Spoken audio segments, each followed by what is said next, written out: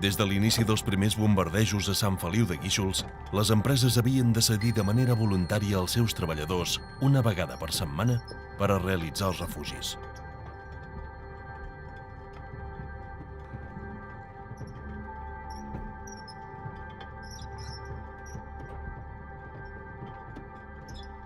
Sant Feliu fou atacada pel fet de ser un nucli del litoral, i el litoral era considerat un front de guerra.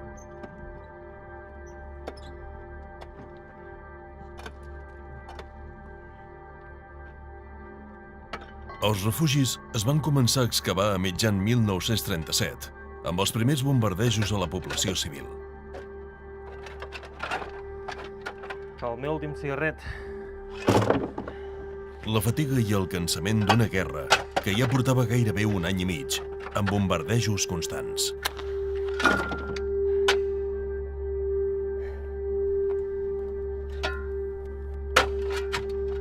Al final m'hauré de fumar les pedres. Faltava que caure amb tu, Francesc. Una guerra que va començar a forjar-se amb la derrota de les dretes a les urnes.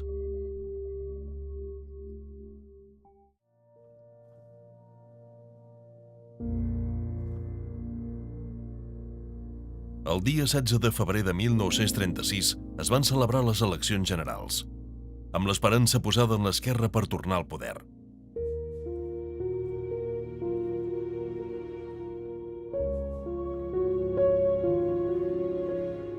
El gran interès es nota en l'alt grau de participació, gairebé un 76%.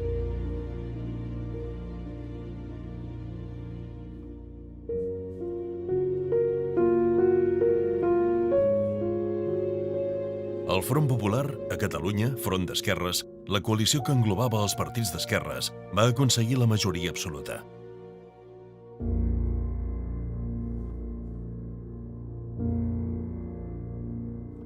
Aquestes eleccions retornen a Manuel Azaña a la presidència del govern, per després ser investit com a president de la República.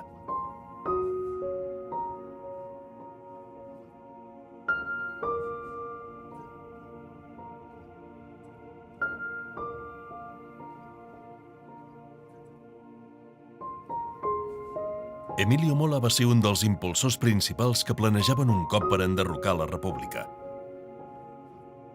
Després del fracàs d'un intent de revolta promogut a Madrid, a mitjans d'abril, pels generals Rodríguez del Barrio i Varela, Mola va assumir a la fi d'aquest mes la direcció d'un moviment militar orientat a enderrocar per la força el govern del Front Popular.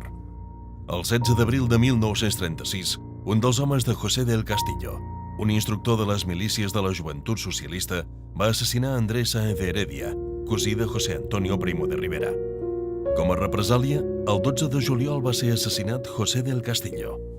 Aquest fet va desencadenar la venjança de l'esquerra, que va acabar amb la vida del diputat de Renovació Espanyola, José Calvo Sotelo, l'endemà mateix.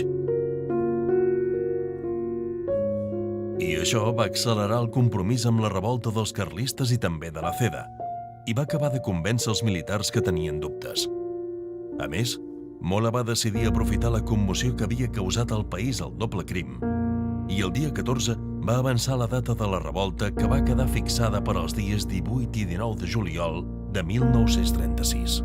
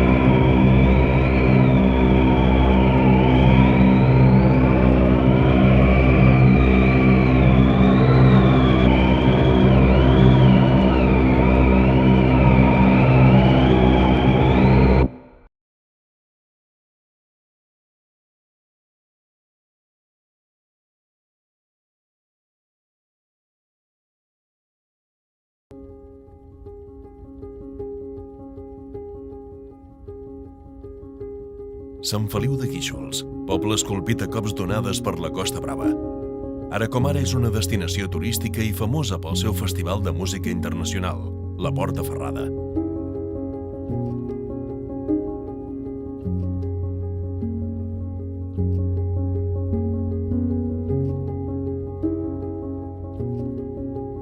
És el poble de Ferran Agulló, que va batejar la costa de l'Empordà com la Costa Brava, del periodista Gaziel, del compositor Juli Garreta i del president de la Generalitat, Josep Irla.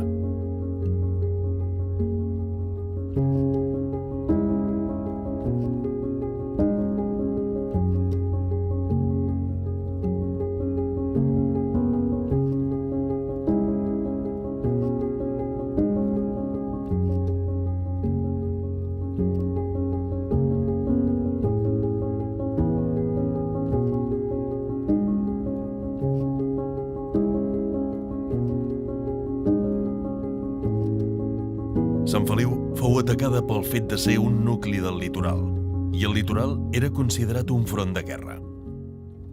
Al final de la guerra, Sant Feliu es trobava entre els 10 municipis més bombardejats de Catalunya.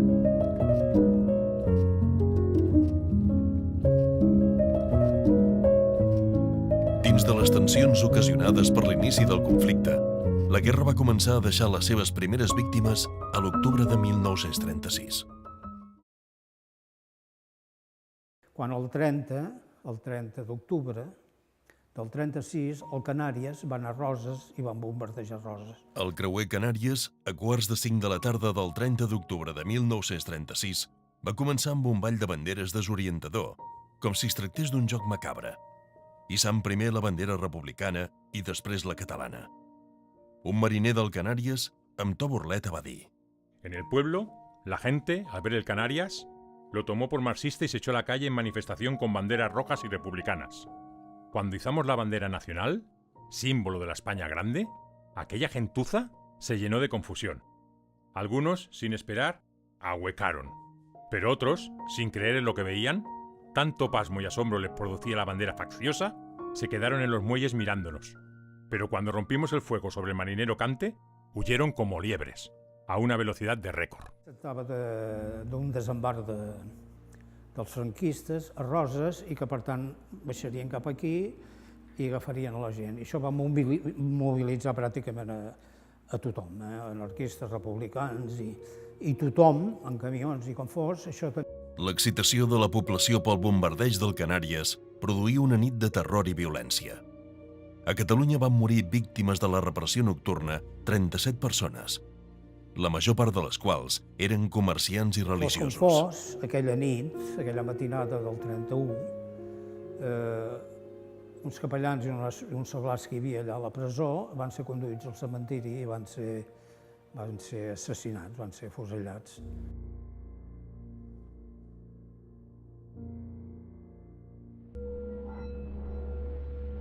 El 15 de desembre de 1937 s'inicia la batalla de Terol, amb una important ofensiva republicana que avança sobre la ciutat. 7 dies després, les unitats republicanes entren a la ciutat i comencen la seva conquesta, trobant una dura resistència per part dels seus defensors.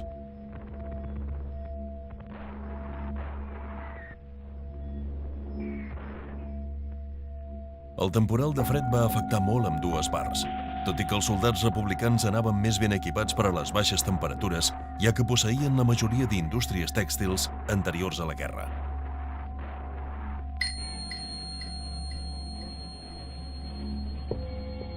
Finalment, el 3 de gener, el bàndol nacionalista es rendeix a les tropes republicanes.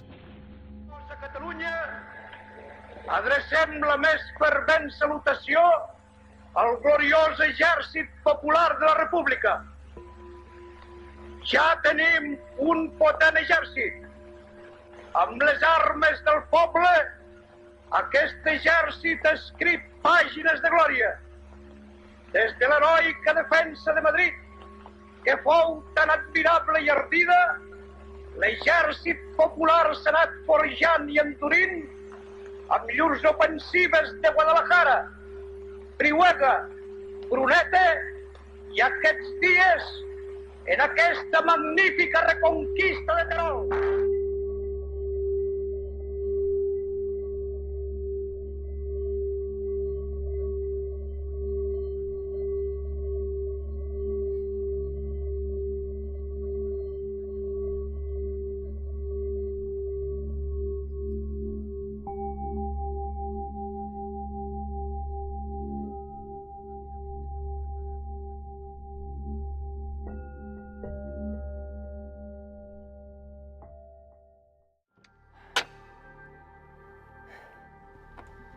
La pèrdua de Terol va fer que s'intensifiquessin el mes de gener els bombardejos a la població civil. Faltava que caure amb tu, Francesc. Castelló, Reus, Barcelona... Amb mi acabarà abans això de portar terra que fumar, home. Jo hauria d'estar amb la instal·lació. I Sant Feliu de Guíxols.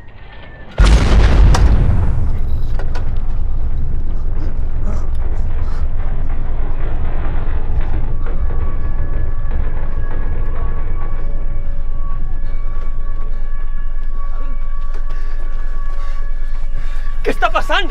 Aquests fills de puta d'italians han tirat bombes al mercat i a l'Ajuntament. Malparits, que estan bojos. Hi ha molta gent al mercat. Hi ha nens i dones. No, espera, per aquí no podràs sortir. L'entrada ha quedat bloquejada. On vas? Per l'altra sortida. No es pot Una de sortir. les poblacions, o va ser una de les poblacions més castigades, una de les 10, podríem dir, catalanes més castigades, no? Després de Reus, de Tarragona, de Barcelona, etc., d'aquestes Granollers, d'aquestes grans ciutats tan bombardejades, Sant Feliu va patir bastants bombardejos. Precisament hi ha dos bombardejos d'aquests. Un va ser aquí en el passeig, d'aquí al passeig del Guíxols, que va ser quan van caure allà on era l'Ajuntament. Allà hi varen morir 10 persones, entre elles 3 infants. Llavors hi va haver-hi un altre bombardeig que aquest...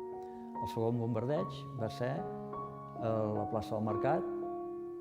Varen arribar els avions des del sud, varen agafar la línia de la muntanya de Sant Elm, la carretera que puja per amunt, van seguir aquella línia i varen començar deixant les bombes al principi dels xalets que hi ha ara i van anar bombardejant en línia recta fins a la plaça del Mercat.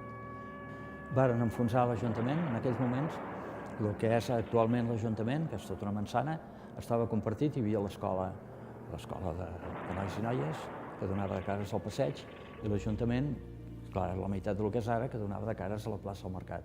Es va enfonsar absolutament tot, no queda res.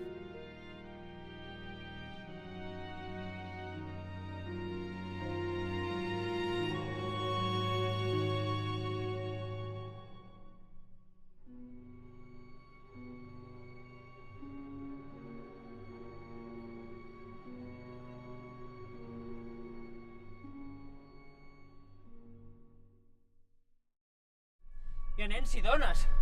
No, espera, per aquí no podràs sortir. L'entrada ha quedat bloquejada. On vas? Per l'altra sortida. No es pot sortir ara! Deixa'm. Cap a dintre. Cap a dins. Joan, no ho facis! Ho he de fer. Joan, escolta'm! Deixa'm. Espera, home!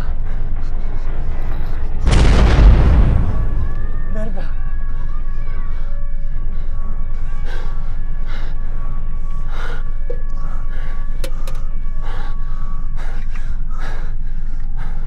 Ràpid, Francesc, ràpid.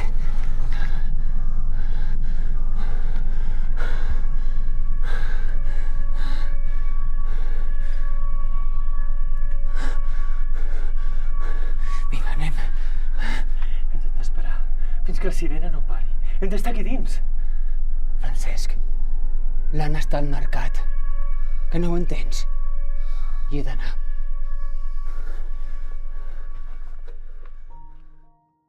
Eren els bombardejos de la por. Però la por que, per desgràcia, se'n van endur moltes vides i entre elles, ja dic, alguns infants. I què havien de fer aquesta gent? No representaven ni cap perill, no? Doncs no, també, a per ells. no sé, ha de ser molt trist i molt lamentable una cosa així. En Pere Sais, que escrivia el seu pare, que era d'Esquerra Republicana, demanant sobretot que digués a l'IRA, que l'alliberessin una mica, que el traiessin del front. No? Josep Irla va ser president del Parlament del 1938 al 1940 i de la Generalitat a l'exili des de 1940 a 1954, convertint-se en l'únic president contemporani que mai no va trepitjar el Palau de la Generalitat. Tota la Guerra Civil la passa venint i anant de Barcelona a Sant Feliu i passant per la Bisbal, que és d'on era el seu secretari, l'Emili Vigo, i aquests viatges constants són, evidentment, per veure la família aquí i sobretot per tenir-ne cura en uns moments tan complicats com els dels bombardejos. Des de Barcelona anava sovint a Sant Feliu, preocupat pels bombardejos que es produïen al seu poble natal. Enderrocs d'edificis, no sé si li va preocupar més, jo diria, els enderrocs d'habitatges, de domicilis de gent que no tenia res més, que no pas el de l'Ajuntament, que en definitiva era una cosa que amb els diners de tots es podia refer, no? El bombardeig de l'Ajuntament va ser molt problemàtic perquè es va perdre documentació, hi va haver un col·lapse en la manera de treballar, etc. Però bé, al final es va refer, no? Però jo crec que Irla podia patir més per la gent.